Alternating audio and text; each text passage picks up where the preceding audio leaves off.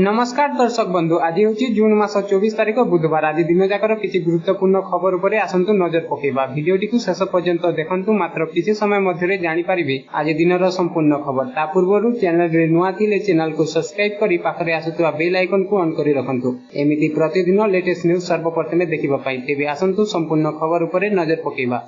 आज प्रथम खबर, राशन कार्डधारी खुशी खबर। एणिके लंबा लाइन मिलिबा मुक्ति। समग्र देश में राशन व्यवस्था सुपरिचालना सरकार बहु पदक्षेप ग्रहण करुछंती। तेबे निकटरे सरकार किछि एमिति सुविधा लागू करिसंती जहा परे एणिके राशन कार्डधारी माने आउ दुकान रे धाड़ी लगे राशन आनिबार आवश्यकता नाही। समस्त राशन कार्डधारी माने एबिटु देशर जेकोनोसी स्थान रु निजर राशन सामग्री उठाई पारिबे। एमिति कि आपण निज इच्छा मुताबक अलगा अलगा राशन पॉइंट रु निज निज हिसाब रे गहम किंबा चाउल उठाई पारिबे। एही परिवर्तन सबुठारु गुरुत्वपूर्ण दिग होउछि जे आपनकु आउ राशन पाइबा पई लंबा धाड़ी रे ठिया हेबा, मेसिन रे आपनकु आंगुठी चिन्ह कार्यकारी न होबा किंबा दुकान रे शस्य अभाव जोगु आपनकर पूर्ण राशन न पाइबा भली समस्यार सम्मुखीन हेबाकु पड़िबो नाही। एबे आपनक आवश्यकता अनुसार आपण गोटे दुकान रु गहम एवं अन्य दुकान रु चाउल किनि पारिबे। आउ एई सूचना केंद्र राष्ट्र मंत्री बीएल वर्मा दैछंती। केंद्र राष्ट्र मंत्री बीएल वर्मा तांको पोस्ट रे कहिसंती जे सरकार गोटे राष्ट्र गोटे राशन कार्ड ओएनओआरसी योजना अधीन रे राशन बंटन को सरल करिबा पई काम करुछंती। एही योजना माध्यम रे राशन कार्ड धारक माने सेमानक सुविधा अनुसार विभिन्न स्थान रु सेमानकर राशन र विभिन्न अंश संग्रह करि पारिबे।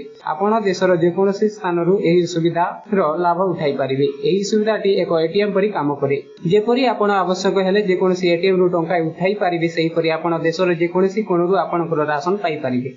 आज परवर्ती खबर, सारा ओडिशा को छुईला मौसुमी। 5 दिन प्रबल बर्षिब। ए सबु जिला को अलर्ट कराइला पाणीपाग विभाग। सारा ओडिशा को छुईला मौसुमी। राज्यर सबु जिला को दक्षिण पश्चिम मौसुमी वायु अग्रसर होइछि बोली आंचलिक पाणीपाग विभाग पक्षरु सूचना मिलिछि। मौसुमी प्रभाव रे राज्यर विभिन्न स्थान रे वर्षा होइछि। आगामी 5 दिन पर्यंत ओडिशार विभिन्न स्थान रे प्रबल रु अति प्रबल वर्षा हेबो। ट्विन सिटी पई मध्ये अलर्ट जारी होइछि। बिजुली घड़घड़ी सह प्रबल वर्षा हेबार संभावना रहितिबारु सतर्कता जारी करछि पाणीपाग केन्द्र। आज खोर्धा, पुरी, गंजाम और गजपति जिला पाई येलो वार्निंग जारी होइछि। दक्षिण और उपकूल ओडिशा रे आगकु बढ़िबो वर्षार परिमाण। दक्षिण पश्चिम मौसुमी वायु राज्य रे अग्रसर हेउथिबा बेले एहा अनुकूल परिस्थिति सृष्टि करिबो बोली कहिछि पाणीपाग केन्द्र। आजिर परवर्ती खबर, तमिलनाडु गैस ट्रेजेडी रे मृत्यु संख्या 7 को वृद्धि। सहायता राशि 10 लाख को वृद्धि करिसंती महेंद्र चरण मांझी। तमिलनाडु गैस ट्रेजेडी रे मृत्यु ओडिया श्रमिकक सहायता राशि को 10 लाख टंका को वृद्धि करिसंती मुख्यमंत्री महेंद्र चरण मांझी। तमिलनाडु रो तिरुवल्लुर ठारे घटितिबा अमोनिया गैस लीक दुर्घटना रे ओडिया श्रमिकक मृत्यु होइतिबा घटना रे मुख्यमंत्री महेंद्र चरण मांझी गभीर दुख प्रकाश करिबा सहित सेमानक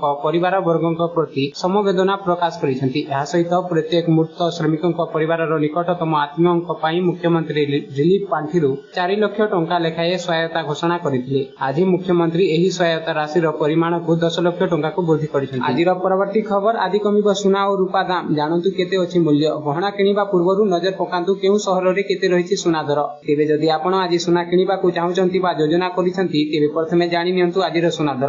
आज भारतीय बाजार रे 24 कैरेट सुनार मूल्य 1,45,910 टंका रहिछि। सेही परि 22 कैरेट सुनार मूल्य 1,33,750 टंका रहिछि। सेही परि राजधानी भुवनेश्वर रे 24 कैरेट सुनार मूल्य 10 ग्राम पिछा 1,45,910 टंका रहितिबा बेले 22 कैरेट सुनार मूल्य 1,33,750 टंका को रहिछि। सेही परि मुंबई रे 24 कैरेट सुनार मूल्य 1,45,910 टंका रहिछि ओ 22 कैरेट सुनार मूल्य 1,33,750 टंका रहिछि। नवा दिल्ली रे 24 कैरेट सुनार मूल्य 1,34,060 टंका रहिछि ओ 22 कैरेट सुनार मूल्य 1,33,900 टंका रहिछि। दक्षिण भारतर प्रमुख शहर चेन्नई रे 24 कैरेट सुनार मूल्य 1,47,930 टंका थिबा बेले 22 कैरेट सुनार मूल्य 1,35,600 टंका रहिछि। पूर्व भारतर प्रमुख शहर कोलकाता रे यथाक्रमे 1,45,910 टंका और 22 कैरेट सुनार मूल्य 1,33,750 टंका रहिछि। अन्यपटे रूपा मूल्य किलो पिछा 2,45,000 टंका रहिछि। आजिर परवर्ती खबर, बेरोजगारक पई भरोसा योजना रे मिलिबो मासकु 3,000 टंका।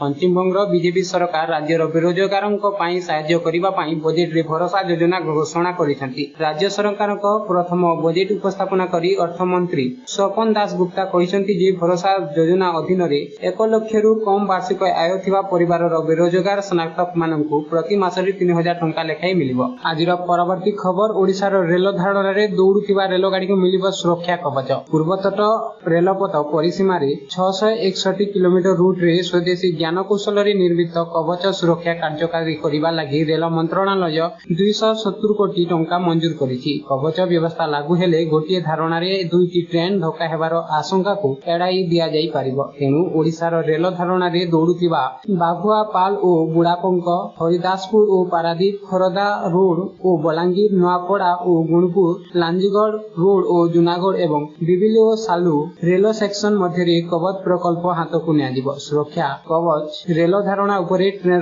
गतिविधि उपरे अविरत नजर रखि थाए। चालक भूल रे सिग्नाल अतिक्रम कले कवच सतर्क सूचना पठाई थाए। एहा सहित चालक पदक्षेप न नेले आपे आपे ब्रेक लागि जाए। खाली सेतिकी नुहे अति जरूरी परिस्थिति रे केंद्रीय नियंत्रण कक्ष को घटनास्थल को सिग्नाल पठाई थाए। कवच जरिया घन कुहुड़ी किंबा अन्य प्रतिकूल परिस्थिति मध्य ट्रेन सुरक्षित भाव यात्रा करि परिबो। लेबर क्रॉसिंग विपज्जन स्थान रे चालक को यह सतर्कता करिबो। पूर्वतट रेलपथ अधीन कवच कार्यकारी हेले उभय यात्री और मालवाही ट्रेन निरापत्ता अनेकांश वृद्धि पाइब। आज परवर्ती खबर 28 तारिख रे हेबो आरआई अमीन परीक्षा। जुलाई 5 को घुचिला ओटीईटी परीक्षा द्वंद्व दूर कले मंत्री। आरआई अमीन परीक्षा जून 28 तारिख रे हेबो बोली मंत्री सुरेश पूजारी सूचना दैछन्ति। ओटीईटी परीक्षा तारिख बदलैबा नै गणशिक्षा विभाग सहित आलोचना होइछि बोली मंत्री कहिसन्ति। आरआई अमीन परीक्षा शेष पर्याय परीक्षा 16,000 परीक्षार्थी परीक्षा देबे। एहा जून 28 तारिख रे हेबो। ओटीईटी परीक्षा तारिख बदलिबो एनै गणशिक्षा विभाग सहित आलोचना होइछि बोली मंत्री कहिथिले। सेपटे ओटीईटी परीक्षा 2026 को घुचाई दिया जाइछि। जुलाई 5 तारिख रे हेबो ओटीईटी परीक्षा। पूर्व जून 28 तारिख रे परीक्षा हेबा पाई बाहरी थिला नोटिफिकेशन। पेपर 1 परीक्षा सकाल 9 रु 11:30 पर्यंत चलिबो। पेपर 2 परीक्षा दिन 2 रु 4:30 पर्यंत चलिबो। एनै माध्यमिक शिक्षा परिषद सभापति श्रीकांत तराई सूचना प्रदान करिसन्ति।